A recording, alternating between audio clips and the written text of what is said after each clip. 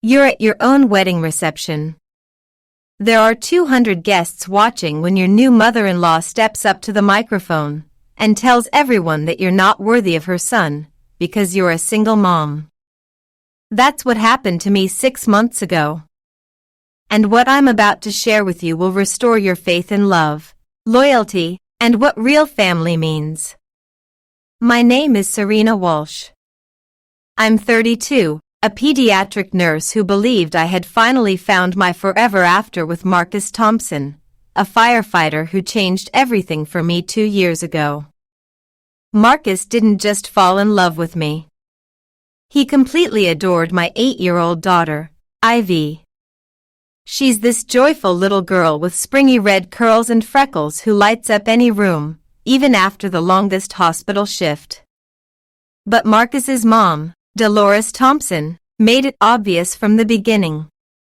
She believed her perfect son was making the worst mistake of his life by marrying someone with baggage. Dolores is the kind of woman who can smile sweetly while saying the cruelest things you've ever heard. She's 58, retired from insurance, and has a stare that could shrink anyone to 2 inches tall. From the very start, tension wrapped itself around our family. My best friend Tessa, who stood by me as my maid of honor, witnessed Dolores's behavior at every dinner and gathering. She'd toss passive-aggressive remarks like, "Not everyone gets to start with a clean slate," or, "Marcus has always been too generous for his own good." Even Marcus's brother, D&E, the usual family peacekeeper, would squirm in his seat whenever Dolores began one of her subtle attacks. But here's what Dolores didn't realize. Marcus saw everything. He paid attention. And he had a plan. He anticipated the possibility that his mother might try to sabotage our wedding day, and what he did next, with Ivy's help, turned everything upside down. What could have been the most mortifying moment of my life became something unforgettable, something so powerful. It left every guest in tears and transformed our family forever. This isn't just a story about confronting cruelty. It's about love that protects even when you don't have the strength to protect yourself. Let me take you back to the beginning, because once you know how Marcus and I met, you'll understand just how calculated Dolores's cruelty was.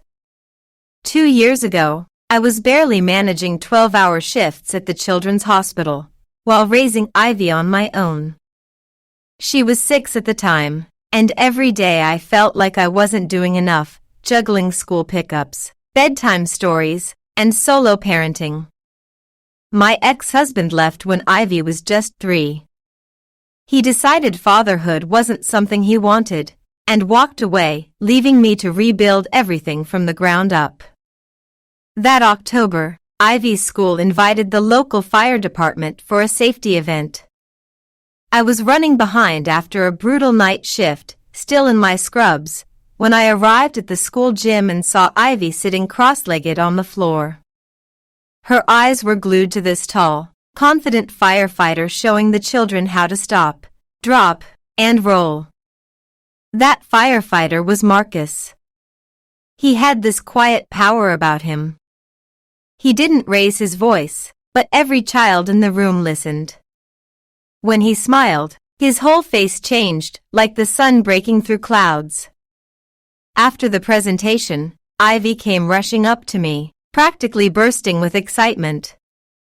"Mom, did you see the fireman?"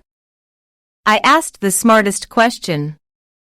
When I looked up, Marcus was already walking over. And when our eyes met, something stirred inside me, something I hadn't felt in years. It wasn't just attraction. It was safety. Like the universe whispered, "You don't have to do this alone anymore." Marcus knelt to Ivy's level and asked about her favorite school subjects. When she said reading, he promised to bring her a firefighter book next time. That's when I knew, this man wasn't like the others. Our first real date wasn't a candlelit dinner. Instead, Marcus invited us both to the Science Museum. "If we're going to do this," he said, "I want to know both of you." He spent 3 hours exploring exhibits with Ivy, celebrating every moment of her excitement. He never treated her presence like a burden. By the end of that day, Ivy was holding his hand just as naturally as she held mine. Over the following months, Marcus became part of our world like he'd always belonged. He cheered at Ivy's school plays. He helped with math homework.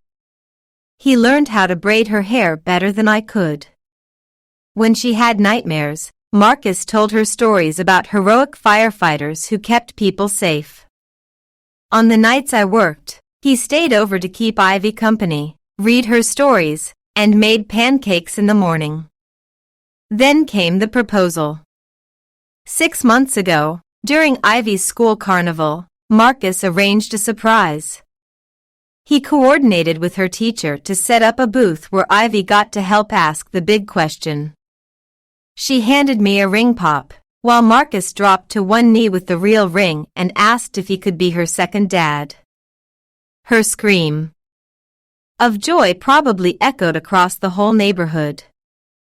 But from the moment Marcus brought me to meet his family, Dolores made her disapproval crystal clear. Her first words weren't welcome or nice to meet you. She looked me over and said, "So, how long were you married before?" When I explained Ivy's father had left when she was a toddler, she nodded and muttered, "Well, that explains how you ended up alone."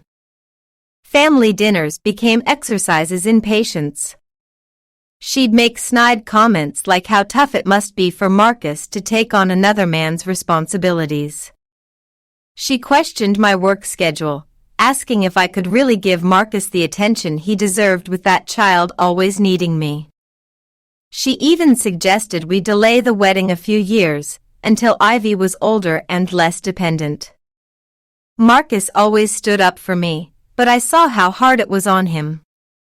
DNE tried to steer conversations away from her comments. Tessa came to a few dinners and had to physically hold her tongue. The worst part? Dolores acted like a saint to Ivy's face. All sugar and sweetness, while undermining her behind closed doors. As our wedding day neared, my anxiety spiked. I confessed to Tessa that I was terrified Dolores would ruin everything. What if she objects during the vows? What if she causes a scene? Tessa reassured me, Marcus will handle her. But I knew deep down, Dolores wasn't going to let our day go by quietly. The morning of the wedding, as I sat getting my makeup done, I couldn't shake the dread. It was supposed to be the happiest day of my life. But I had a sinking feeling that Dolores was planning something. The ceremony, to my surprise, was flawless. Like a dream. Marcus looked incredible in his navy blue suit. As Ivy and I walked down the aisle together, I saw Marcus's eyes well with tears. Dolores sat in the front row. Wearing black. Yes, black. That should have been my warning sign. But I was lost in the magic of the moment. We exchanged vows under an arch of white roses and baby's breath. Marcus's words were so sincere, so moving, that half the room cried with us. Even Tessa was wiping her eyes, trying not to smudge her makeup, when he promised to love and protect Ivy and me forever. I knew I was marrying someone extraordinary. Even Dolores smiled during the ceremony, though it looked like she was chewing on a lemon. The reception began beautifully. Our venue was a rustic barn strung with twinkling lights, glowing with charm. Ivy twirled around the dance floor in her pale pink dress, curls bouncing, giggling as she spun. She quickly made friends with the other kids and spent the cocktail hour teaching cartwheels on the lawn. During our first dance, Marcus leaned down and whispered in my ear, "See? Everything's perfect. Forget my mom." And for a moment, I did. I let myself relax in his arms. When the music ended, Ivy ran over and demanded a family dance. The three of us swayed together, and I thought, this will be my favorite photo of the day. Dinner went smoothly. The food was amazing, the laughter was easy, and D&E had everyone in stitches telling stories about Marcus as a kid. Ivy sat at the head table, beaming, wearing the necklace Marcus gave her that morning. It had a heart charm that read, "Daddy's girl." She proudly told anyone who would listen that she was getting a new daddy, and maybe even a baby brother or sister someday. Then it was time for the speeches. And my stomach dropped. The speeches began. D&E stood first as best man, delivering a heartfelt message. He talked about how he'd never seen Marcus so fulfilled, so centered. He shared how Marcus, once the eternal bachelor, had transformed into a devoted partner, and how Ivy had brought out a new, beautiful side of his brother that none of them had seen before. The room applauded warmly. Then Tessa, my maid of honor, stepped up. She shared stories of our struggles, the nights I cried, the times I felt invisible, and how amazed she was that I had found someone who didn't see my strength as a burden, but as a blessing. She raised her glass and said, "To the man who saw Serena and Ivy not as extra weight, but as a prize." Jackpot. The room erupted in laughter and cheers. It felt like we had made it through the storm. Until Dolores pushed her chair back and rose to her feet. My heart slammed in my chest. Marcus's body stiffened beside me. D&E paled. Tessa half stood, ready to jump in. But Dolores was already walking confidently toward the DJ table. She reached for the microphone. "I'd like to say a few words about my son," she said, her sugary voice hiding something sour. The room went quiet. Marcus started to rise, but Dolores gently gestured for him to sit, pretending sweetness. "Thank you all for coming to celebrate Marcus," she began, her voice carrying easily across the room. "My son has always been special. Kind. Too kind, if you ask me." My hands trembled under the table. Ivy, who had been drawing on her kid's menu, looked up curiously. A few guests shifted uncomfortably in their seats. "Marcus deserves the best life has to offer," Dolores continued, her tone still pleasant but her words sharpening. "He deserves a woman who can give him everything. Who can dedicate herself fully to him, to their future together." The air turned cold. I felt the blood drain from my face. Marcus's grip tightened on his napkin, knuckles white. Then came the blow that felt like a punch to my soul. "He deserves a fresh start," she said. "Not a woman dragging someone else's child. A single mother can never truly put her husband first. She'll always choose the child. And my son shouldn't have to settle for second place." Gasps echoed. A few guests actually winced. Tessa shot to her feet, her cheeks blazing. Marcus looked like he was about to explode. But before anyone could move, something unexpected happened. Ivy, my 8-year-old daughter, calmly placed her crayons down and walked toward the front of the room. She didn't rush. She didn't cry. She moved with purpose. With strength. What I didn't know then, but would learn later, was that Marcus had seen this moment coming. He'd prepared for it. Weeks before the wedding, while I worried about flowers and centerpieces, Marcus had been planning something entirely different. A defense. A message. A moment that would shield us if Dolores went too far. It happened one quiet Sunday when I worked an extra hospital shift. Marcus took Ivy to the park, and when I came home, I found the two of them sitting on the couch, deep in conversation. There was a seriousness in Ivy's eyes I didn't understand. Marcus ruffled her hair and smiled at me, casually saying, "Just talking about some grown-up things." I didn't question it. Marcus was always so good with Ivy.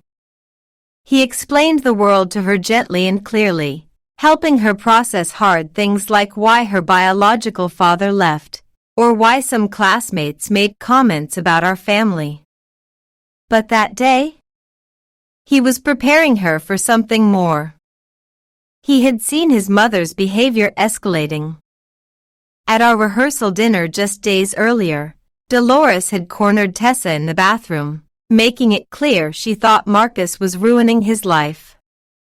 She even asked DNE if there was still time to stop the wedding. Marcus knew. He knew his mother wasn't going to let go quietly. So he took action. He told Ivy that sometimes people say cruel things at weddings, especially when families don't look like they expected. He told her that Grandma Dolores might say something unkind. But if that happens, he told Ivy, "I want you to know, I will always protect you. And your mom." Then he handed her a small sealed envelope with her name written on the front. He told her it was a very special letter. One he had written just for her. And if anyone tried to hurt her mom during the wedding, she was to open the letter, walk calmly to the front, ask for the microphone, and read every word aloud. They practiced twice. He made sure she knew exactly what to do. Not to argue. Not to shout. Just speak the truth. With love. With clarity. The letter was tucked into Ivy's little white beaded purse, the one that matched her flower girl dress. Tessa checked that it was there when we arrived at the venue. Because Marcus knew his mother. He knew Dolores fed on shock and drama, but crumbled when confronted with consequences. If he had responded himself, Dolores would have twisted it into a son choosing his wife over his mother. But having Ivy, the very child Dolores had just attacked, speak the words? That would be a blow she couldn't escape. And now, it was unfolding. Ivy reached the front of the room. She stood tall, her purse in one hand, eyes wide but unwavering. Dolores froze. The woman who had just publicly tried to humiliate me now looked stunned, confused. Guests whispered. Ivy looked up at her and said, in the sweetest, clearest voice, "Excuse me, Grandma Dolores. May I please have the microphone? My new daddy asked me to read something if anyone said mean things about my mom." You could hear a pin drop. Dolores, hand trembling, slowly passed her the mic. Ivy gripped it in both hands like Marcus had shown her. "Hi everyone," she said. "I'm Ivy. I'm the flower girl. My new daddy Marcus wrote me a letter in case someone said something not nice about my mommy." She opened the envelope carefully and began to read. Her small fingers unfolded the letter gently. Then Ivy began reading, her voice steady and serious, every word echoing through the reception hall. "Dear wedding guests," she said, "if you're hearing this, it means someone questioned whether Serena should be my wife, or whether our family deserves to be celebrated today. Let me be perfectly clear. I didn't settle when I chose Serena. I won the lottery." You could feel the atmosphere in the room shift. Guests leaned in. Some gasped softly. And several already had tears in their eyes. Marcus watched Ivy, his eyes full of love and pride, his hand clenched around mine. She continued, Serena is not broken. She is not a backup plan. She is not baggage. She is a woman who walked away from something that wasn't right, because she loved her daughter enough to build a better life for her. She worked exhausting night shifts caring for other people's children as a pediatric nurse, while her own child slept at home, waiting for her. She didn't complain. She didn't give up. She created a warm, loving home where Ivy could grow up safe, happy, and proud. My breath caught in my throat. Tears streamed down my cheeks. And I wasn't alone. I saw heads nodding. People wiping their faces with napkins. Even Dolores's friends looked visibly uncomfortable. Ivy's voice grew stronger with every sentence. When I met Serena and Ivy, I didn't see a single mom and a complicated life. I saw a family that already understood how to love deeply and unconditionally. Ivy isn't a burden. She's a gift. I'm not taking on someone else's child. I'm being welcomed into a family that will teach me what true love really looks like. Gasps turned into soft sobs. Tessa was holding her chest, eyes wide, silently mouthing, "Oh my God." Even DNE had his head in his hands. And yet, Ivy kept going, calm, strong, unwavering. To anyone who thinks Serena should put me before Ivy, you don't understand what kind of man I am. I fell in love with her because she puts Ivy first. That's not a weakness. That's the kind of mother I want for all our future children. That's the kind of love I want to build my life around. Serena doesn't love me less because she loves Ivy. She loves me more because she knows what it means to give someone your whole heart. The entire room was silent. Utterly silent. And then, from the back of the barn, someone began clapping. Within moments, applause erupted. It wasn't just polite clapping.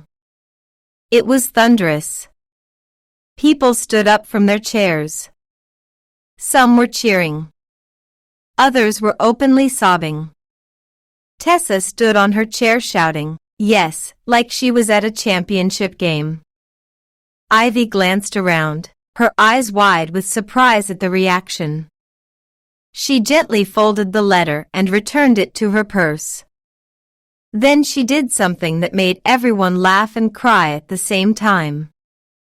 She walked over to me, climbed into my lap, leaned into the microphone and said sweetly, "Also, my mom makes the best pancakes ever, so Daddy Marcus is really lucky." The whole place exploded with laughter. Even the DJ wiped a tear from his eye. And Dolores? Gone. She had quietly slipped out during the speech. But honestly, in that moment, I couldn't care less. Because my daughter, my brave, beautiful Ivy, had just defended our family with more grace and power than I ever could have imagined. After the standing ovation settled, guests started coming over in waves. Strangers hugging me. People telling Marcus he was a real man.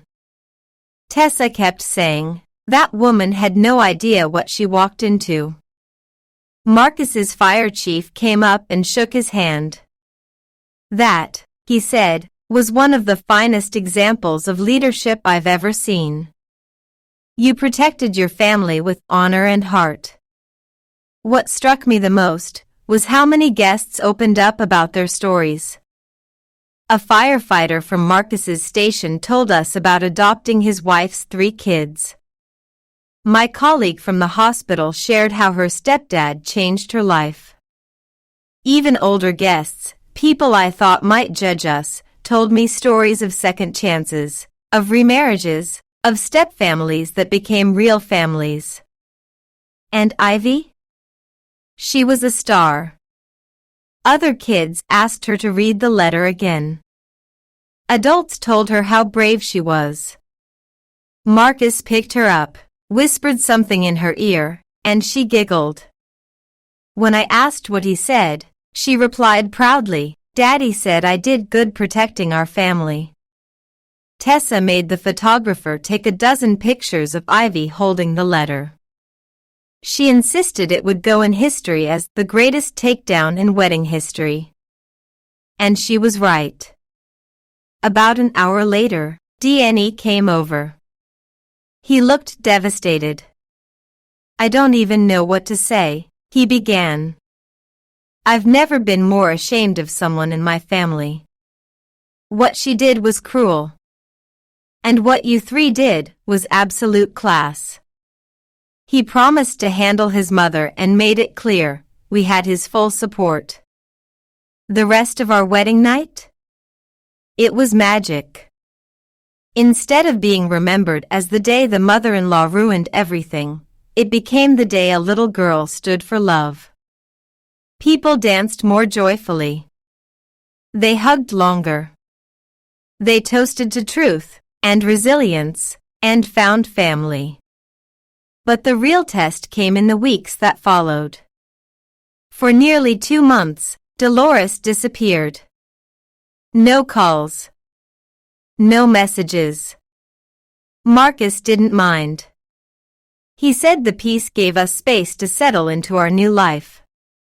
We moved into a larger home where Ivy had her own bright, pink room. And I watched her blossom, finally having a full-time father figure who showed up for her. Who adored her. Then, just before Thanksgiving, Dolores called. She was crying. Something Marcus told me he'd never heard before. She asked to come over.